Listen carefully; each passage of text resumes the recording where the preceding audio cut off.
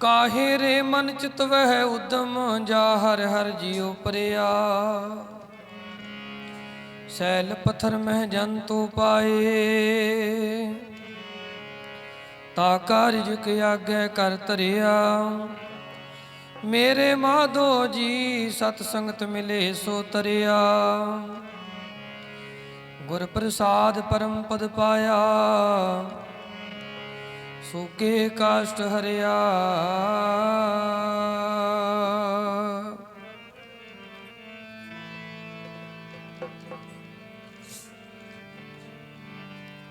सत संगत मिले सो तरिया मेरे माधो जी। सत संगत मिले सो तरिया मेरे माधो जी।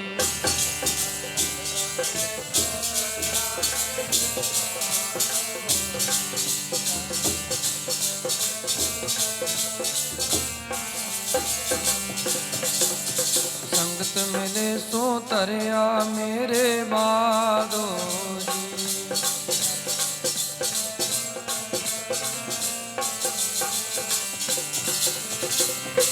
माधो जी मेरे माधो जी। माधो जी मेरे माधो जी।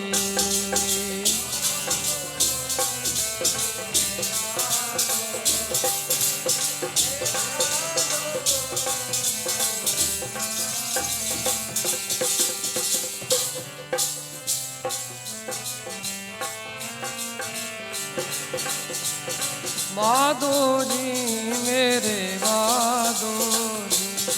सत संगत मिले सो तरिया मेरे माधो जी। संगत मिले सो तरिया मेरे माधो जी।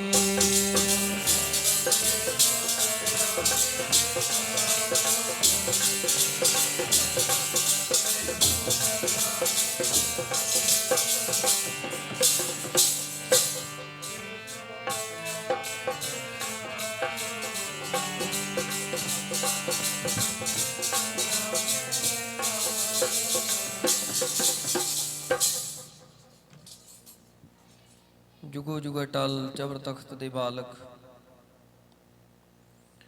गुरगद्दी ते विराजमान प्रतख सतगुरु सारी ही दुनिया दे सांझे रहबर दसां पातशाहियां दे आत्म ਸਰੂਪ श्री गुरु ग्रंथ साहिब जी दे चरनां विच हाजरी भर रही गुरु रूप गुरु प्यारी गुरु सवारी साध संगत जी। आओ रसना नूं पवित्र करो। ਸਰਬੱਤ ਸੰਗਤ ਗੱਜ ਕੀ ਫਤਿਹ ਬੁਲਾਓ। ਆਖੋ ਜੀ ਵਾਹਿਗੁਰੂ ਜੀ ਕਾ ਖਾਲਸਾ ਵਾਹਿਗੁਰੂ ਜੀ ਕੀ ਫਤਿਹ। ਬੜੀ ਹੀ ਬਖਸ਼ਿਸ਼ ਗੁਰੂ ਸਾਹਿਬ ਜੀ ਨੇ ਕੀਤੀ ਹੈ। ਸੇਵਕ ਪਰਿਵਾਰ ਤੇ ਕੱਲ ਰੋਜ਼ ਤੋਂ ਲੈ ਕਰਕੇ ਤੁਰਕੀ ਬਾਣੀ ਆਈ ਤਿਨ ਸਗਲੀ ਚਿੰਤ ਮਿਟਾਈ ਦੇ ਸ਼੍ਰੀ ਅਖੰਡ ਪਾਠ ਸਾਹਿਬ ਪ੍ਰਾਰੰਭ ਹਨ। ਦੂਸਰੇ ਦਿਨਾਂ ਦੇ ਸੰਧਿਆ ਦੇ ਦੀਵਾਨ ਸਜੇ ਪਵਿੱਤਰ ਗੁਰਬਾਣੀ ਸੋਹਦਾਰ ਸ਼੍ਰੀ ਰਹਿਰਾਸ ਸਾਹਿਬ ਜੀ ਦੀ ਬਾਣੀ ਦੇ ਪਾਠ ਆਪ ਜੀ ਨੇ ਸਰਵਣ ਕੀਤੇ ਹਨ। ਆਰਤੀ ਦੇ ਜਾਪ ਸ਼ਬਦ ਕੀਰਤਨ ਕੀਤਾ ਹੈ। ਆਪ ਜੀ ਨੇ ਸਰਵਣ ਕੀਤਾ। ਕੁਝ ਕੁ ਸਮਾਂ ਸਤਿਗੁਰੂ ਜੀ ਦੀ ਬਾਣੀ ਦੀ ਵਿਚਾਰ ਸਤ ਸੰਗਤ ਦੇ ਰੂਪ ਦੇ ਵਿੱਚ ਬਹਿ ਕੇ ਕਰਨ ਤੇ ਸੁਣਨ ਦਾ ਜੋ ਸਮਾਂ ਹੈ ਗੁਰੂ ਸਾਹਿਬ ਜੀ ਨੇ ਸਾਨੂੰ ਬਖਸ਼ਿਸ਼ ਕੀਤਾ ਹੈ। ਆਦਿ ਕਾਲ ਤੋਂ ਲੈ ਕਰਕੇ ਜਦੋਂ ਤੋਂ ਗੁਰੂ ਨਾਨਕ ਸਾਹਿਬ ਮਹਾਰਾਜ ਜੀ ਨੇ ਆਪਣਾ ਪ੍ਰਚਾਰ ਦੌਰਾ ਸ਼ੁਰੂ ਕੀਤਾ ਉਦੋਂ ਤੋਂ ਲੈ ਕੇ ਸਤ ਸੰਗਤ ਜਿਹੜੀ ਹੈ ਸਤਿਗੁਰੂ ਮਹਾਰਾਜ ਜੀ ਨੇ ਬਣਾਈ ਔਰ ਸਤ ਸੰਗਤ ਦੇ ਵਿੱਚ ਗੁਰੂ ਕੇ ਪਿਆਰੇ ਗੁਰੂ ਕੇ ਸਿੱਖ ਬਹਿ ਕੇ ਗੁਰੂ ਜੀ ਦੇ ਉਪਦੇਸ਼ ਨੂੰ ਗੁਰੂ ਜੀ ਦੀ ਬਾਣੀ ਨੂੰ ਵਿਚਾਰਦੇ ਉਸ ਤੋਂ ਲਾਹਾ ਪ੍ਰਾਪਤ ਕਰਦੇ ਅਤੇ ਜੀਵਨ ਦੀ ਸੇਧ ਲੈਂਦੇ। ਸੋ ਆਦਿ ਕਾਲ ਤੋਂ ਲੈ ਕਰਕੇ ਸੰਗਤ ਜਿਹੜੀ ਹੈ ਗੁਰੂ ਸਾਹਿਬ ਜੀ ਨੇ ਆਪਣੇ ਸਿੱਖਾਂ ਨੂੰ ਬਖਸ਼ੀ ਹੈ ਕਿਉਂਕਿ ਸੰਗਤ ਦੇ ਵਿੱਚੋਂ ਹੀ ਗੁਰੂ ਕੇ ਸਿੱਖ ਨੂੰ ਗੁਰੂ ਦਾ ਉਪਦੇਸ਼ ਪ੍ਰਾਪਤ ਹੋਣਾ ਹੈ। ਜੇਕਰ ਅਸੀਂ ਗੁਰੂ ਦੀ ਸੰਗਤ ਕਰਦੇ ਹਾਂ ਤਾਂ ਹੀ ਅਸੀਂ ਗੁਰੂ ਤੋਂ ਕੁਛ ਨਾ ਕੁਛ ਪ੍ਰਾਪਤ ਕਰਦੇ ਹਾਂ। ਇਸ ਕਰਕੇ ਸਤ ਸੰਗਤ ਜਿਹੜੀ ਹੈ ਬੜੀ ਜ਼ਰੂਰੀ ਹੈ। ਗੁਰੂ ਅਰਜਨ ਸਾਹਿਬ ਮਹਾਰਾਜ ਜੋ ਜਗ੍ਹਾ ਜਗ੍ਹਾ ਬਾਣੀ ਦੇ ਅੰਦਰ ਸੰਗਤ ਦਾ ਜ਼ਿਕਰ ਜਿਹੜਾ ਹੈ ਗੁਰੂ ਸਾਹਿਬ ਜੀ ਨੇ ਕੀਤਾ ਹੈ। ਹੁਣ ਆਪਾਂ ਸ਼ਬਦ ਪੜ੍ਹਿਆ ਹੈ, ਮੇਰੇ ਮਾਧੋ ਜੀ ਸਤ ਸੰਗਤ ਮਿਲੇ ਸੋ ਤਰਿਆ, ਗੁਰ ਪ੍ਰਸਾਦ ਪਰਮ ਪਦ ਪਾਇਆ, ਸੂਕੇ ਕਾਸ਼ਟ ਹਰਿਆ। ਸਤਿਗੁਰੂ ਮਹਾਰਾਜ ਜੀ ਬਾਣੀ 'ਚ ਕਹਿੰਦੇ ਨੇ, ਜਿਹੜਾ ਵੀ ਮਨੁੱਖ ਤਰਿਆ ਹੈ ਸਤ ਸੰਗਤ ਕਰਕੇ ਤਰਿਆ ਹੈ। ਦੋ ਤਰ੍ਹਾਂ ਦੀ ਸੰਗਤ ਹੈ, ਇੱਕ ਕੁਸੰਗਤ ਹੁੰਦੀ ਹੈ ਤੇ ਇੱਕ ਸਤ ਸੰਗਤ ਹੁੰਦੀ ਹੈ। ਜੇ ਕੁਸੰਗਤ ਦੇ ਵਿੱਚ ਬਹਿਣਾ ਮਨੁੱਖ ਸ਼ੁਰੂ ਕਰ ਦਿੰਦਾ ਹੈ ਤੇ ਇਸ ਦਾ ਜਿਹੜਾ ਜੀਵਨ ਹੈ ਉਹ ਖਰਾਬ ਹੋ ਜਾਂਦਾ ਹੈ। ਜੇ ਮਨੁੱਖ ਸਤ ਸੰਗਤ ਦੇ ਵਿੱਚ ਬਹਿਣਾ ਸ਼ੁਰੂ ਕਰ ਦਿੰਦਾ ਹੈ ਤੇ ਮਨੁੱਖ ਦਾ ਜੀਵਨ ਚੰਗਾ ਬਣ ਜਾਂਦਾ ਹੈ। ਇਸ ਕਰਕੇ ਮਹਾਰਾਜ ਜੀ ਨੇ ਬਚਨ ਕੀਤਾ ਵੀ ਮੇਰੇ ਮਾਧੋ ਜੀ ਸਤ ਸੰਗਤ ਮਿਲੇ ਸੋ ਤਰਿਆ।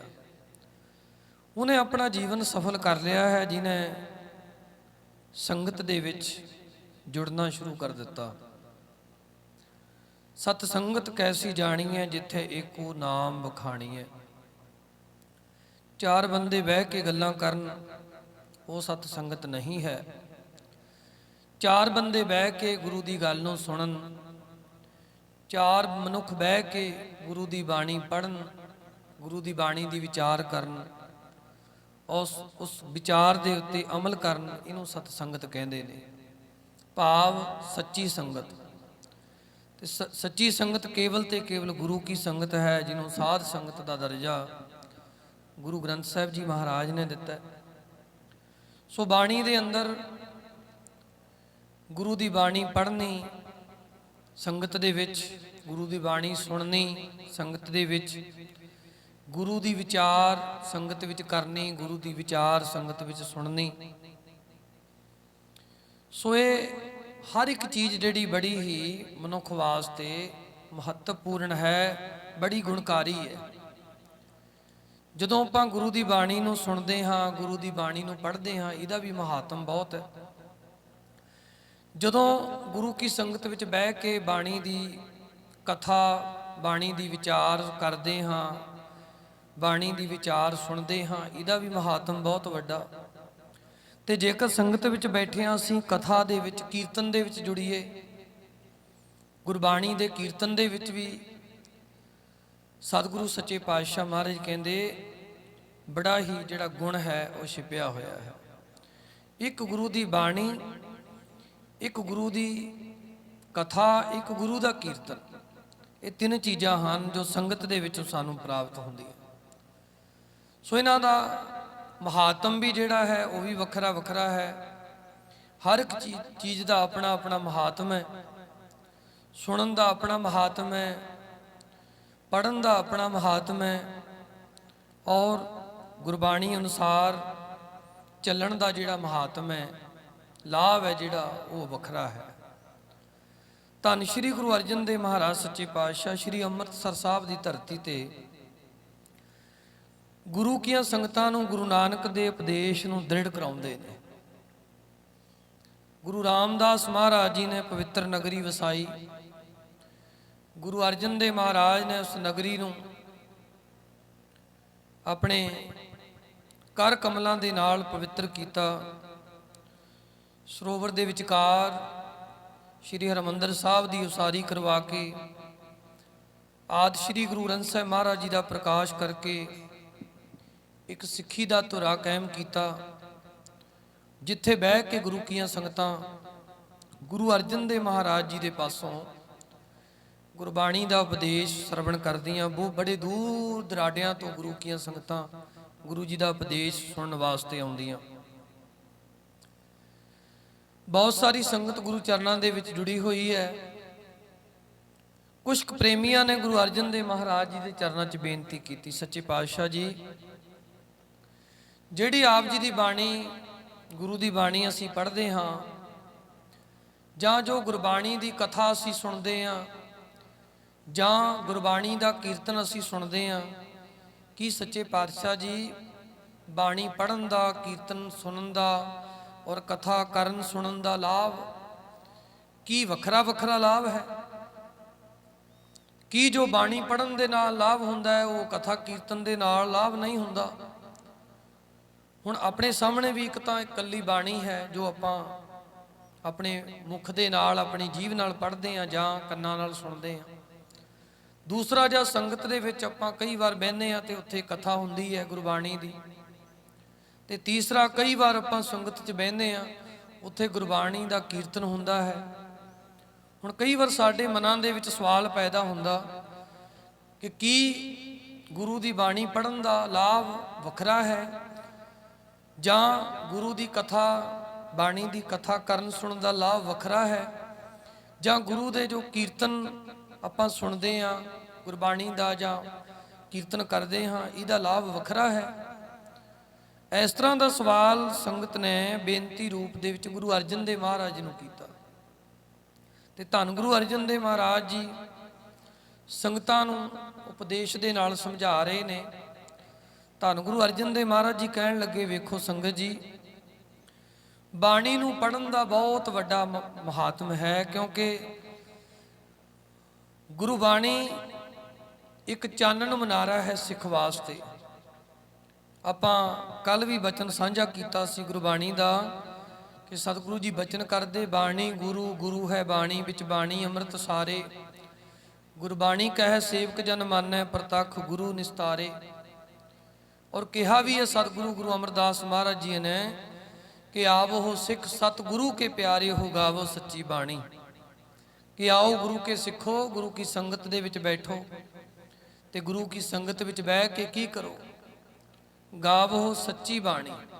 ਜਦੋਂ ਵੀ ਅਸੀਂ ਸੰਗਤ ਕਰਦੇ ਹਾਂ ਸਾਨੂੰ ਬਾਣੀ, ਗੁਰੂ ਕੀ ਬਾਣੀ ਪੜ੍ਹਨੀ ਚਾਹੀਦੀ ਹੈ, ਗੁਰੂ ਦੀ ਬਾਣੀ ਸੁਣਨੀ ਚਾਹੀਦੀ ਹੈ, ਕਿਉਂਕਿ ਇਹ ਗੁਰੂ ਸਾਹਿਬ ਜੀ ਸਾਨੂੰ ਸਮਾਂ ਦਿੰਦੇ ਨੇ, ਵਕਤ ਦਿੰਦੇ ਨੇ ਗੁਰਬਾਣੀ ਨੂੰ ਪੜ੍ਹਨ ਤੇ ਸੁਣਨ ਦਾ। ਆਵੋ ਸਿੱਖ ਸਤਿਗੁਰੂ ਕੇ ਪਿਆਰੇ ਹੋ, ਗਾਵੋ ਸੱਚੀ ਬਾਣੀ, ਬਾਣੀ ਤਾਂ ਗਾਵੋ ਗੁਰੂ ਕੇਰੀ, ਬਾਣੀਆਂ ਸਿਰ ਬਾਣੀ। ਤੇ ਬਾਣੀ ਨੂੰ ਗਾਉਣ ਵਾਸਤੇ, ਬਾਣੀ ਨੂੰ ਸੁਣਨ ਵਾਸਤੇ ਗੁਰੂ ਸਾਹਿਬ ਜੀ ਨੇ ਸਿੱਖਾਂ ਤਾਈਂ ਬਚਨ ਕੀਤਾ ਹੈ, ਹਦਾਇਤ ਕੀਤੀ ਹੈ। ਸੋ ਗੁਰੂ ਕੇ ਸਿੱਖ ਨੇ ਬਾਣੀ ਪੜ੍ਹਨੀ ਹੈ। ਗੁਰੂ ਅਰਜਨ ਦੇਵ ਮਹਾਰਾਜ ਕਹਿੰਦੇ ਬਾਣੀ ਅਤਿਅੰਤ ਜ਼ਰੂਰੀ ਹੈ ਗੁਰੂ ਕੇ ਸਿੱਖ ਵਾਸਤੇ। ਗੁਰੂ ਦਾ ਉਪਦੇਸ਼, ਗੁਰੂ ਦੀ ਬਾਣੀ ਸਿੱਖ ਦਾ ਜੀਵਨ ਹੈ। ਜਿਵੇਂ ਆਪਾਂ ਸਾਧ ਸੰਗਤ ਸਰੀਰ ਦੇ ਨਿਰਵਾਹ ਵਾਸਤੇ ਭੋਜਨ ਛਕਦੇ ਹਾਂ, ਪਾਣੀ ਪੀਂਦੇ ਹਾਂ, ਭੋਜਨ ਛਕਦੇ ਹਾਂ, ਇਸੇ ਤਰ੍ਹਾਂ ਮਨ ਦੇ ਹਿਰਦੇ ਦੇ ਨਿਰਵਾਹ ਵਾਸਤੇ ਗੁਰੂ ਦੀ ਬਾਣੀ ਹੈ। ਬਾਣੀ ਸਾਨੂੰ ਜੀਵਨ ਦੇ ਵਿੱਚ ਸਾਧ ਸੰਗਤ ਜੀ ਭਰੋਸਾ ਦਿਵਾਉਂਦੀ ਹੈ, ਪ੍ਰਤੀਤ ਦਿਵਾਉਂਦੀ ਹੈ। ਬਾਣੀ ਨੂੰ ਪੜ੍ਹ ਕੇ, ਬਾਣੀ ਨੂੰ ਸੁਣ ਕੇ ਸਾਧ ਸੰਗਤ ਜੀ ਸਾਡਾ ਡੋਲਦਾ ਮਨ, ਥਿੜਕਦਾ ਮਨ ਸਥਿਰ ਹੋ ਜਾਂਦਾ ਹੈ। ਅਸੀਂ ਟਿਕਾ ਦੇ ਘਰ ਵਿੱਚ ਆਉਂਦੇ ਹਾਂ ਜਦੋਂ ਪਿਆਰ ਨਾਲ ਬਾਣੀ ਪੜ੍ਹੀਏ। ਪਰ ਸਾਧ ਸੰਗਤ ਜੀ ਬੜੀ ਅਫਸੋਸ ਦੀ ਗੱਲ ਹੈ ਕਿ ਬਹੁਤਾਤ ਗਿਣਤੀ ਅਸੀਂ ਬਾਣੀ ਪੜ੍ਹਦੇ ਤਾਂ ਹਾਂ, ਪਰ ਬਾਣੀ ਪੜ੍ਹ ਕੇ ਸਾਨੂੰ ਸ਼ਾਂਤੀ ਨਹੀਂ ਆਉਂਦੀ, ਟਿਕਾ ਨਹੀਂ ਆਉਂਦਾ, ਕਿਉਂਕਿ ਜੋ ਸਾਡਾ ਮਨ ਹੈ ਇਹ ਜਗ੍ਹਾ ਜਗ੍ਹਾ ਭਟਕਦਾ ਰਹਿੰਦਾ ਹੈ। ਜੇਕਰ ਮਨ ਨੂੰ ਟਿਕਾ ਦੇ ਨਾਲ ਗੁਰੂ ਚਰਨਾਂ ਨਾਲ ਜੋੜ ਕੇ ਬਾਣੀ ਪੜ੍ਹੀ ਜਾਵੇ ਤੇ ਸਾਧ ਸੰਗਤ ਜੀ ਫਿਰ ਬਾਣੀ ਪੜ੍ਹਨ ਦਾ ਆਨੰਦ ਆਉਂਦਾ ਹੈ। ਜੇ ਮਨ ਨੂੰ ਟਿਕਾ ਕੇ ਬਾਣੀ ਸੁਣੀ ਜਾਵੇ ਤੇ ਫਿਰ ਬਾਣੀ ਸੁਣਨ ਦਾ ਆਨੰਦ ਆਉਂਦਾ ਹੈ। ਕਈ ਪ੍ਰੇਮੀ ਨੇ ਜਿਹੜੇ ਬੜੇ ਧਿਆਨ ਨਾਲ, ਬੜੇ ਪਿਆਰ 'ਚ ਬਾਣੀ ਪੜ੍ਹਦੇ ਨੇ ਔਰ ਪਿਆਰ ਦੇ ਵਿੱਚ ਬਾਣੀ ਸੁਣਦੇ, ਉਹਨਾਂ ਨੂੰ ਆਨੰਦ ਆਉਂਦਾ, ਕਿਉਂਕਿ ਉਹਨਾਂ ਨੇ ਆਪਣੇ ਮਨ ਨੂੰ ਟਿਕਾ ਕੇ ਬਾਣੀ ਨੂੰ ਪੜ੍ਹਨਾ ਤੇ ਸੁਣਨਾ ਹੈ। ਗੁਰੂ ਅਰਜਨ ਦੇਵ ਮਹਾਰਾਜ ਕਹਿੰਦੇ, ਭਾਈ ਸੰਗਤ ਵਿੱਚ ਆ ਕੇ ਬਾਣੀ ਪੜ੍ਹਨ, ਬਾਣੀ ਸੁਣਨ ਦਾ ਮਹਾਤਮ ਬਹੁਤ ਵੱਡਾ ਹੈ। ਕੀਰਤਨ ਕਰਨ ਦਾ, ਕੀਰਤਨ ਸੁਣਨ ਦਾ ਮਹਾਤਮ ਵੀ ਬਹੁਤ ਵੱਡਾ ਹੈ। ਕਥਾ ਕਰਨ ਦਾ, ਕਥਾ ਸੁਣਨ ਦਾ ਆਨੰਦ ਵੀ ਬਹੁਤ ਵੱਡਾ ਹੈ। ਗੁਰੂ ਅਰਜਨ ਦੇਵ ਮਹਾਰਾਜ ਕਹਿਣ ਲੱਗੇ, ਭਾਈ ਗੁਰੂ ਕੀ ਸੰਗਤ ਜੀ, ਜਿਹੜੀ ਅਸੀਂ ਗੁਰੂ ਕੀ ਸੰਗਤ ਵਿੱਚ ਬਹਿ ਕੇ ਬਾਣੀ ਪੜ੍ਹਨੀ ਹੈ, ਗੁਰੂ ਅਰਜਨ ਦੇਵ ਮਹਾਰਾਜ ਕਹਿੰਦੇ ਉਹ ਇਸ ਤਰ੍ਹਾਂ ਹੈ ਜਿਵੇਂ ਅਸੀਂ ਆਪਣੇ ਖੇਤ ਦੇ ਵਿੱਚ, ਆਪਣੀ ਪੈਲੀ ਦੇ ਵਿੱਚ, ਆਪਣੇ ਖੇਤ ਦੇ ਵਿੱਚੋਂ ਜਿਹੜਾ ਖੂਹ ਬਣਿਆ ਹੋਇਆ ਹੈ, ਕਿਉਂਕਿ ਪੁਰਾਣੇ ਸਮਿਆਂ ਵਿੱਚ ਖੂਹ ਹੁੰਦੇ ਸੀ, ਹੁਣ ਸਮਾਂ ਬਦਲ ਗਿਆ ਹੈ।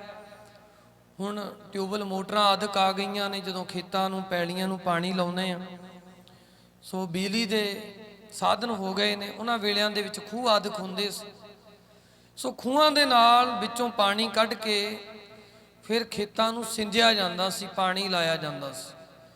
ਤੇ ਧੰਨ ਗੁਰੂ ਅਰਜਨ ਦੇਵ ਮਹਾਰਾਜ ਕੇ ਸੰਗਤ ਜੀ, ਜਿਹੜੀ ਗੁਰੂ ਕੀ ਸੰਗਤ ਵਿੱਚ ਆ ਕੇ ਬਾਣੀ ਪੜ੍ਹਨੀ ਹੈ, ਉਹ ਇਸ ਤਰ੍ਹਾਂ ਜਾਣ ਲਓ ਕਿ ਅਸੀਂ ਆਪਣੇ ਖੇਤ ਦੇ ਵਿੱਚ ਜਿਹੜਾ ਖੂਹ ਪੁੱਟਿਆ ਹੋਇਆ, ਖੂਹ ਬਣਾਇਆ ਹੋਇਆ, ਉਸ ਖੂਹ ਦੇ ਵਿੱਚੋਂ ਪਾਣੀ ਕੱਢ ਕੇ ਆਪਣੇ ਖੇਤ ਨੂੰ ਲਾ ਰਹੇ। ਹੁਣ ਖੂਹ ਦੇ ਵਿੱਚੋਂ ਜਾਂ ਬੋਰ ਦੇ ਵਿੱਚੋਂ ਪਾਣੀ ਕੱਢ ਕੇ ਆਪਾਂ ਜਦੋਂ ਖੇਤਾਂ ਨੂੰ ਲਾਉਂਦੇ ਆ ਤੇ ਸਾਡੀ ਫਸਲ ਹਰੀ ਭਰੀ ਹੁੰਦੀ ਹੈ।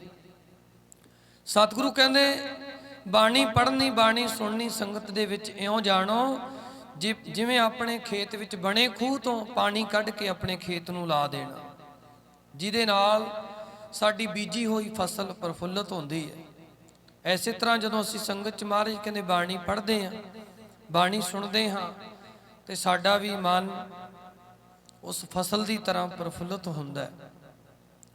ਫਿਰ ਅੱਗੇ ਗੁਰੂ ਅਰਜਨ ਦੇਵ ਮਹਾਰਾਜ ਕਹਿੰਦੇ, ਜੇ ਸੰਗਤ ਵਿੱਚ ਬੈਠਿਆਂ ਤੁਹਾਨੂੰ ਕਥਾ ਸੁਣਨ ਨੂੰ ਮਿਲੇ ਗੁਰਬਾਣੀ ਦੀ, ਜਾਂ ਕਥਾ ਕਰਨ ਨੂੰ ਮਿਲੇ ਗੁਰਬਾਣੀ ਦੀ, ਭਾਵ ਤੁਸੀਂ ਬਾਣੀ ਪੜ੍ਹੋ ਤੇ ਨਾਲ ਨਾਲ ਬਾਣੀ ਦੀ ਵਿਆਖਿਆ, ਬਾਣੀ ਦੇ ਅਰਥ ਕਿ ਸਤਿਗੁਰੂ ਕੀ ਕਹਿ ਰਹੇ ਨੇ। ਸਤਿਗੁਰੂ ਕਹਿੰਦੇ ਜਿਹੜੀ ਬਾਣੀ ਦੀ ਕਥਾ ਸੁਣਨੀ ਹੈ ਜਾਂ ਬਾਣੀ ਦੀ ਕਥਾ ਕਰਨੀ ਹੈ, ਇਹ ਇਉਂ ਜਾਣੋ ਜਿਵੇਂ ਬੱਦਲਾਂ ਦੇ ਵਿੱਚੋਂ ਮੀਂਹ ਪੈ ਰਿਹਾ ਹੋਵੇ। ਜਦੋਂ ਸਿਆਣੇ ਪੁਰਸ਼ ਕਹਿੰਦੇ ਨੇ ਜਿਹੜਾ ਖੇਤਾਂ ਦਾ ਧਰਤੀ ਦੇ ਵਿੱਚੋਂ ਪਾਣੀ ਕੱਢ ਕੇ ਲਾਉਣਾ ਹੈ, ਉਦੋਂ ਉਹ ਤੋਂ ਨਾਲ ਜ਼ਿਆਦਾ ਅਸਰਦਾਰ ਪਾਣੀ ਮੀਂਹ ਦਾ ਜਿਹੜਾ ਹੈ ਉਹ ਫਸਲ ਨੂੰ ਜ਼ਿਆਦਾ ਅਸਰ ਕਰਦਾ ਹੈ। ਭਾਵ ਮੀਂਹ ਦੇ ਪਾਣੀ ਨਾਲ ਫਸਲ ਜਿਹੜੀ ਹੈ ਉਹ ਜ਼ਿਆਦਾ ਪ੍ਰਫੁੱਲਤ ਹੁੰਦੀ ਹੈ ਧਰਤੀ ਦੇ ਵਿੱਚੋਂ ਪਾਣੀ ਕੱਢਣ ਦੇ ਨਾਲੋਂ। ਸੋ ਧੰਨ ਗੁਰੂ ਅਰਜਨ ਦੇਵ ਮਹਾਰਾਜ ਕਹਿੰਦੇ ਜੇਕਰ ਬਾਣੀ ਦੇ ਨਾਲ ਬਾਣੀ ਦੀ ਕਥਾ, ਬਾਣੀ ਦੀ ਵਿਚਾਰ ਜੁੜ ਜਾਵੇ, ਸਤਿਗੁਰੂ ਕਹਿੰਦੇ ਇਹਦਾ ਫਲ ਵੱਧ ਜਾਂਦਾ ਹੈ। ਜਿਵੇਂ ਆਕਾਸ਼ ਦੇ ਵਿੱਚੋਂ, ਬੱਦਲਾਂ ਦੇ ਵਿੱਚੋਂ ਮੀਂਹ ਵਰ ਰਿਹਾ ਹੋਵੇ ਤੇ ਫਸਲ ਦੇ ਉੱਤੇ ਪੈ ਰਿਹਾ ਹੋਵੇ, ਉਹਦੇ ਨਾਲ ਜਿਹੜੀ ਫਸਲ ਹੈ ਉਹ ਜ਼ਿਆਦਾ ਪ੍ਰਫੁੱਲਤ ਹੁੰਦੀ ਹੈ। ਜ਼ਿਆਦਾ ਫਸਲ ਨੂੰ ਜਿਹੜਾ ਹੈ ਉਹ ਪਾਣੀ ਅਸਰ ਕਰਦਾ, ਜਿਹੜਾ ਮੀਂਹ ਦਾ। ਤੇ ਧੰਨ ਗੁਰੂ ਅਰਜਨ ਦੇਵ ਮਹਾਰਾਜ ਕਹਿੰਦੇ ਤੀਸਰੀ ਗੱਲ, ਜੇ ਗੁਰਬਾਣੀ ਦੇ ਪਾਠ ਦੇ ਨਾਲ ਨਾਲ ਸੰਗਤ ਦੇ ਵਿੱਚ ਤੁਹਾਨੂੰ ਗੁਰਬਾਣੀ ਦੀ ਕਥਾ ਦੇ ਨਾਲ ਨਾਲ ਸੰਗਤ ਦੇ ਵਿੱਚ ਗੁਰਬਾਣੀ ਦਾ ਕੀਰਤਨ ਸੁਣਨਾ ਜਾਂ ਕਰਨਾ ਇਹ ਪ੍ਰਾਪਤ ਹੋ ਜਾਵੇ, ਤਾਂ ਧੰਨ ਗੁਰੂ ਅਰਜਨ ਦੇਵ ਮਹਾਰਾਜ ਕਹਿੰਦੇ ਤੁਸੀਂ ਇਉਂ ਜਾਣ ਲਓ ਜਿਵੇਂ ਆਕਾਸ਼ ਦੇ ਵਿੱਚੋਂ ਮੀਂਹ ਤਾਂ ਪੈ ਰਿਹਾ ਹੈ, ਪਰ ਉਹ ਮੀਂਹ ਬੜਾ ਝਿਮ-ਝਿਮ ਕਰਕੇ ਪੈ ਰਿਹਾ ਹੈ, ਬੂੰਦ-ਬੂੰਦ ਕਰਕੇ ਪੈ ਰਿਹਾ ਹੈ, ਬੜੀ ਹੌਲੀ-ਹੌਲੀ ਪੈ ਰਿਹਾ ਹੈ। ਤੇ ਉਹਦਾ ਜਿਹੜਾ ਅਸਰ ਹੈ, ਜਿਵੇਂ ਹੌਲੀ-ਹੌਲੀ ਜਦੋਂ ਮੀਂਹ ਪੈਂਦਾ, ਉਹਦਾ ਅਸਰ ਸਾਧ ਸੰਗਤ ਜੀ ਬਹੁਤ ਜ਼ਿਆਦਾ ਫਸਲ ਦੇ ਉੱਤੇ ਪੈਂਦਾ ਹੈ। ਜਿਹੜੇ ਜ਼ਿਮੀਂਦਾਰ ਕਿਸਾਨ ਲੋਕ ਨੇ ਤਾਂ ਉਹਨਾਂ ਨੂੰ ਪਤਾ ਹੈ ਕਿ ਜਦੋਂ ਮੀਂਹ ਪੈਂਦਾ ਹੈ, ਜਿਹੜਾ ਮੀਂਹ ਬਿਲਕੁਲ ਬਰੀਕ ਕਿਣੀਆਂ ਪੈਂਦੀਆਂ ਨੇ, ਬੜਾ ਝਿਮ-ਝਿਮ ਕਰਕੇ ਜੋ ਮੀਂਹ ਪੈਂਦਾ ਹੈ ਆਕਾਸ਼ ਦੇ ਵਿੱਚੋਂ ਫਸਲ ਦੇ ਉੱਤੇ, ਉਹ ਜਿਹੜਾ ਮੀਂਹ ਹੈ ਉਹ ਫਸਲ ਨੂੰ ਬਹੁਤ ਜ਼ਿਆਦਾ ਲਾਭ ਦਿੰਦਾ ਹੈ।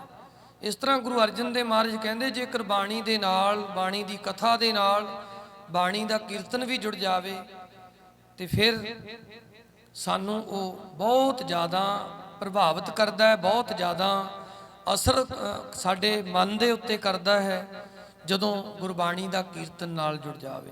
ਸੋ ਸਤਿਗੁਰੂ ਕਹਿੰਦੇ ਇਹਨਾਂ ਤਿੰਨਾਂ ਚੀਜ਼ਾਂ ਦਾ, ਗੁਰਬਾਣੀ ਪੜ੍ਹਨ ਸੁਣਨ ਦਾ, ਕਥਾ ਕਰਨ ਸੁਣਨ ਦਾ ਔਰ ਕੀਰਤਨ ਕਰਨ ਸੁਣਨ ਦਾ ਜੋ ਲਾਭ ਹੈ ਤਾਂ ਹਰ ਇੱਕ ਚੀਜ਼ ਦਾ ਲਾਭ, ਪਰ ਜੇਕਰ ਇੱਕ ਦੂਸਰੇ ਦੇ ਨਾਲ ਇਹ ਸਾਰੀਆਂ ਚੀਜ਼ਾਂ ਜੁੜ ਜਾਣ, ਫਿਰ ਸਾਨੂੰ ਗੁਰੂ ਦੀ ਬਾਣੀ ਦੇ ਵਿੱਚੋਂ ਬਹੁਤ ਸਾਰਾ ਲਾਭ ਜਿਹੜਾ ਪ੍ਰਾਪਤ ਹੁੰਦਾ, ਗੁਣ ਪ੍ਰਾਪਤ ਹੁੰਦੇ।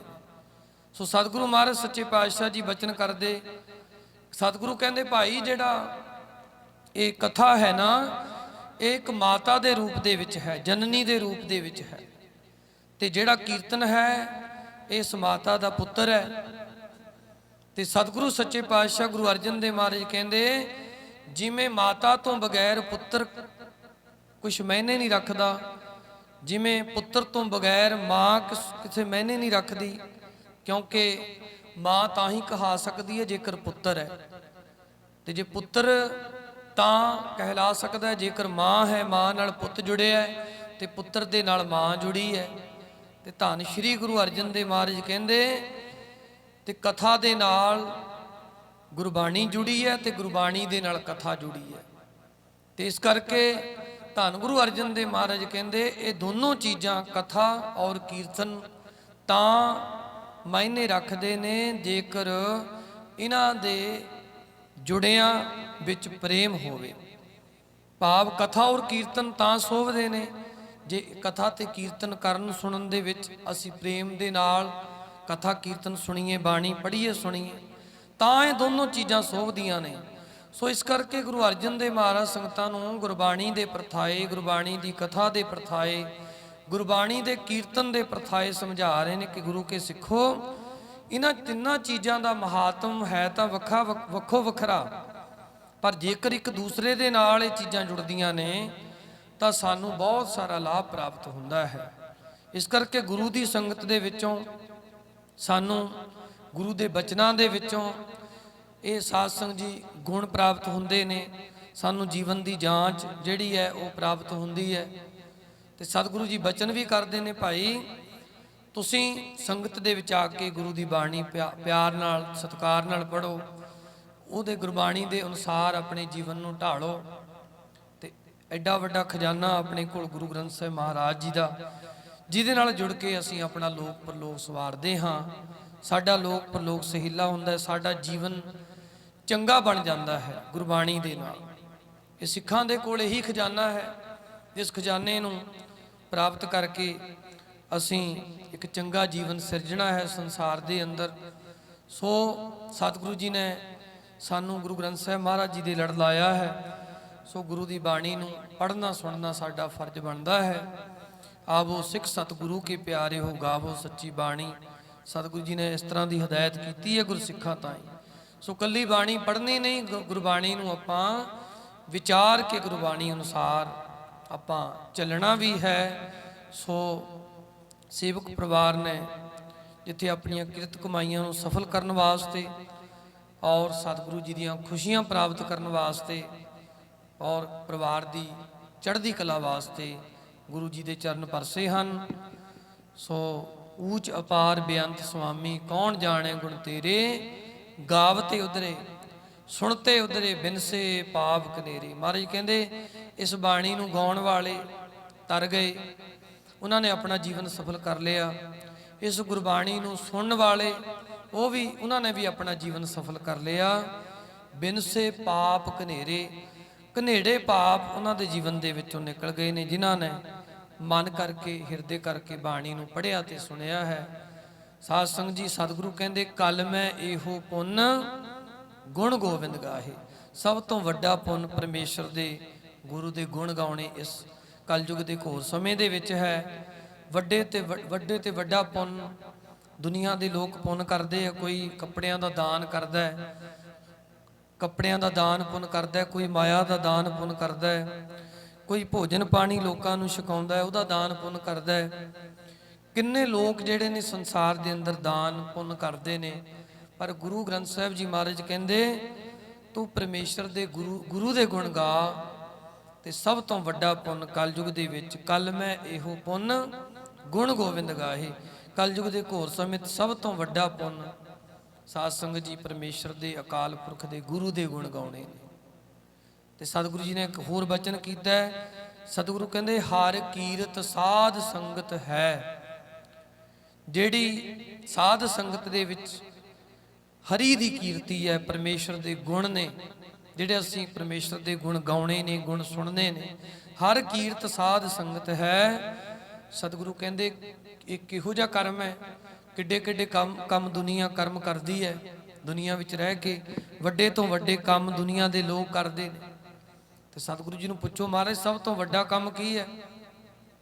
ਸਤਿਗੁਰੂ ਕਹਿੰਦੇ ਹਰ ਕੀਰਤ ਸਾਧ ਸੰਗਤ ਹੈ, ਸਿਰ ਕਰਮਨ ਕੇ ਕਰਮਾ। ਕਰਮਾ ਸਿਰ ਕਰਮ, ਵੱਡੇ ਤੋਂ ਵੱਡਾ ਕੰਮ ਫਿੱਕਾ ਪੈ ਜਾਂਦਾ ਹੈ ਪਰਮੇਸ਼ਰ ਦੀ, ਗੁਰੂ ਦੀ ਕੀਰਤੀ ਦੇ ਅੱਗੇ। ਸੋ ਸਭ ਤੋਂ ਵੱਡਾ ਜਿਹੜਾ ਸਿਰ ਕਰਮਨ ਕੇ ਕਰਮਾ, ਕਰਮਾ ਸਿਰ ਕਰਮ ਜਿਹੜਾ ਹੈ ਉਹ ਗੁਰੂ ਦੀ ਮਹਿਮਾ, ਗੁਰੂ ਦਾ ਜਸ ਕਰਨਾ ਹੈ।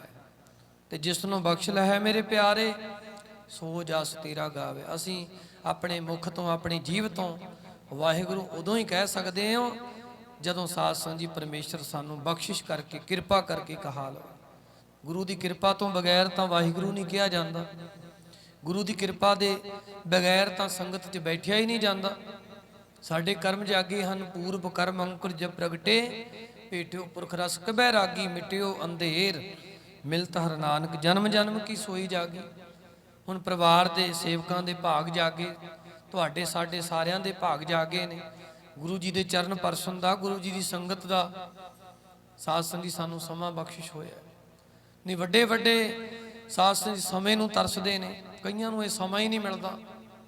ਪਰ ਜਿਨ੍ਹਾਂ ਦੇ ਭਾਗ ਸਵੱਲੇ ਹੁੰਦੇ, ਜਿਨ੍ਹਾਂ ਦੇ ਭਾਗ ਉੱਤਮ ਹੁੰਦੇ ਨੇ, ਗੁਰੂ ਗ੍ਰੰਥ ਸਾਹਿਬ ਮਹਾਰਾਜ ਕਹਿੰਦੇ ਨੇ, ਜਿਸਨੋਂ ਬਖਸ਼ ਲਹੈ ਮੇਰੇ ਪਿਆਰੇ, ਸੋ ਜਸ ਤੇਰਾ ਗਾਵੇ। ਤੇਰੇ ਜਸ ਨੂੰ ਗਾ ਹੀ ਹੋ ਸਕਦਾ ਜਿਹਨੂੰ ਤੂੰ ਬਖਸ਼ਿਸ਼ ਕਰ ਦਵੇ। ਤੇਰੀ ਬਖਸ਼ਿਸ਼ ਤੋਂ ਬਗੈਰ ਤੇਰੇ ਗੁਣ ਗਾਏ ਨਹੀਂ ਜਾ ਸਕਦੇ। ਜਿਸਨੋਂ ਬਖਸ਼ ਲਹੈ ਮੇਰੇ ਪਿਆਰੇ, ਸੋ ਜਸ ਤੇਰਾ ਗਾਵੇ। ਜਿਸਨੋਂ ਬਖਸ਼ ਲਹੈ ਮੇਰੇ ਪਿਆਰੇ, ਸੋ ਜਸ ਤੇਰਾ ਗਾਵੇ ਜੀ।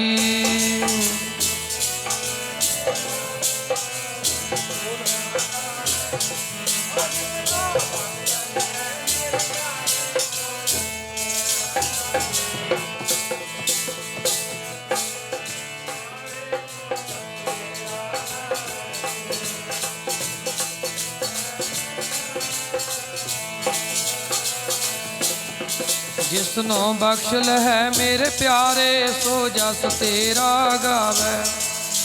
ਜਿਸਨੋਂ ਬਖਸ਼ ਲਹੈ ਮੇਰੇ ਪਿਆਰੇ, ਸੋ ਜਸ ਤੇਰਾ ਗਾਵੇ ਜੀ।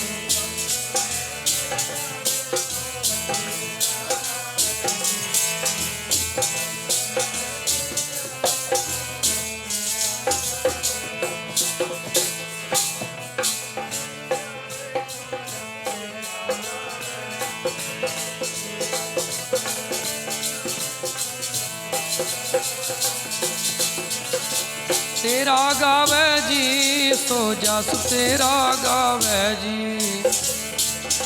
ਤੇਰਾ ਗਾਵੇ ਜੀ, ਸੋ ਜਸ ਤੇਰਾ ਗਾਵੇ ਜੀ।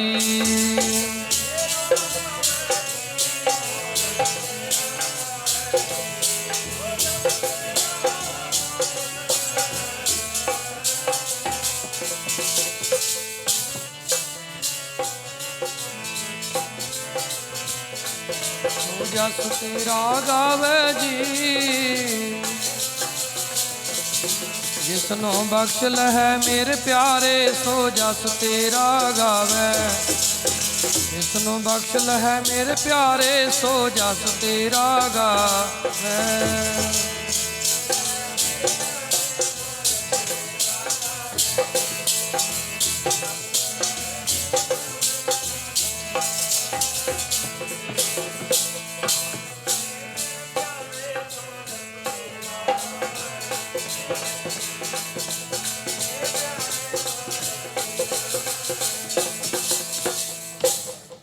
ਜਿਹਨੂੰ ਗੁਰੂ ਸਾਹਿਬ ਜੀ ਬਖਸ਼ ਕੇ, ਤਰੁੱਠ ਕੇ, ਖੁਸ਼ ਹੋ ਕੇ ਇਹ ਦਾਤ ਦਿੰਦੇ ਨੇ ਨਾ, ਉਹੀ ਸਾਧ ਸੰਗਤ ਜੀ ਪਰਮੇਸ਼ਰ ਦਾ, ਗੁਰੂ ਦਾ ਜਸ ਜਿਹੜਾ ਹੈ ਉਹ ਗਾਉਂਦਾ ਹੈ। ਤੇ ਧੰਨ ਗੁਰੂ ਗ੍ਰੰਥ ਸਾਹਿਬ ਮਹਾਰਾਜ ਕਹਿੰਦੇ ਨੇ, ਇਹ ਜਿਹੜਾ ਪਰਮੇਸ਼ਰ ਦਾ ਜਸ ਹੈ, ਹਰ ਕੀਰਤ ਸਾਧ ਸੰਗਤ ਹੈ, ਸਿਰ ਕਰਮਨ ਕੇ ਕਰਮਾ। ਕਰਮਾਂ ਤੋਂ ਵੱਡਾ ਕਰਮ ਜਿਹੜਾ ਇਹ ਗੁਰੂ ਦੀ ਉਸਤਤ ਵਡਿਆਈ ਕਰਨੀ। ਪਰ ਸਤਿਗੁਰੂ ਕਹਿੰਦੇ, ਕਹੋ ਨਾਨਕ ਤਿਸ ਭਇਓ ਪ੍ਰਾਪਤ। ਅਗਲਾ ਬਚਨ ਜਿਹੜਾ ਗੁਰੂ ਗ੍ਰੰਥ ਸਾਹਿਬ ਜੀ ਨੇ ਕੀਤਾ ਹੈ, ਕਹੋ ਨਾਨਕ ਤਿਸ ਭਇਓ ਪ੍ਰਾਪਤ। ਕਿਹਨਾਂ ਨੂੰ ਪ੍ਰਾਪਤ ਹੁੰਦਾ ਹੈ? ਜਿਸ ਪੁਰਬ ਲਿਖੇ ਕਾ ਲੈਣਾ, ਜਿਨ੍ਹਾਂ ਦੇ ਕਰਮਾਂ ਦੇ ਵਿੱਚ ਲਿਖਿਆ ਹੁੰਦਾ ਹੈ, ਉਹੀ ਗੁਰੂ ਦਾ ਜਸ ਕਰ ਸਕਦਾ ਹੈ। ਸੋ ਸਾਡੇ ਤੁਹਾਡੇ ਭਾਗ ਚੰਗੇ ਹਨ ਪਰਿਵਾਰ ਦੇ, ਜਿਨ੍ਹਾਂ ਨੇ ਸਾਧ ਸੰਗਤ ਜੀ ਉਪਰਾਲਾ ਕੀਤਾ, ਗੁਰੂ ਗ੍ਰੰਥ ਸਾਹਿਬ ਮਹਾਰਾਜ ਨੇ ਚਰਨ ਪਾਏ ਨੇ। ਸੋ ਸੰਗਤ ਦੇ ਵਿੱਚ ਬਹਿ ਕੇ ਲਾਹਾ ਪ੍ਰਾਪਤ ਆਪਾਂ ਕਰ ਰਹੇ ਹਾਂ।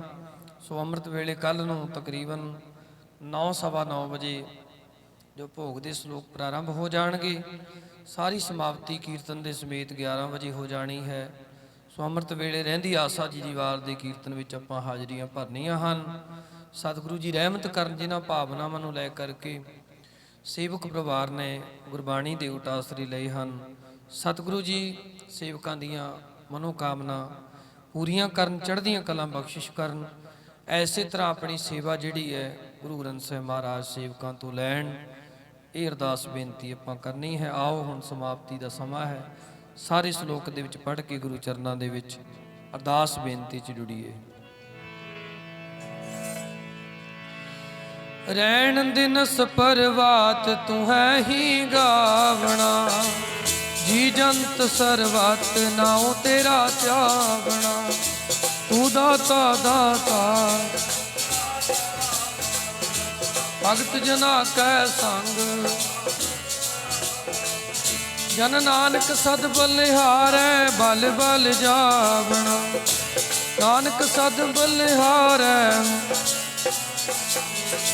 ਪਵਨ ਗੁਰੂ ਪਾਣੀ ਪਿਤਾ, ਮਾਤਾ ਧਰਤ ਮਹਤ।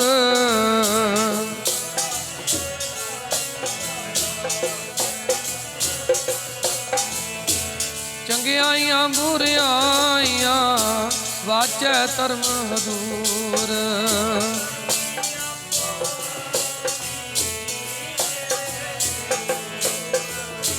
ਜਿਨੀ ਨਾਮ ਤੇ ਆਇਆ ਗਏ ਮਸਕਤ ਕਾਲ।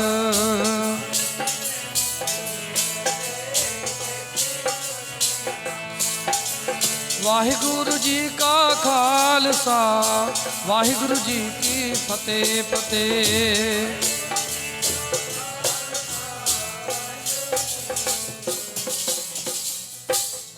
ਵਾਹਿਗੁਰੂ ਜੀ ਕਾ ਖਾਲਸਾ, ਵਾਹਿਗੁਰੂ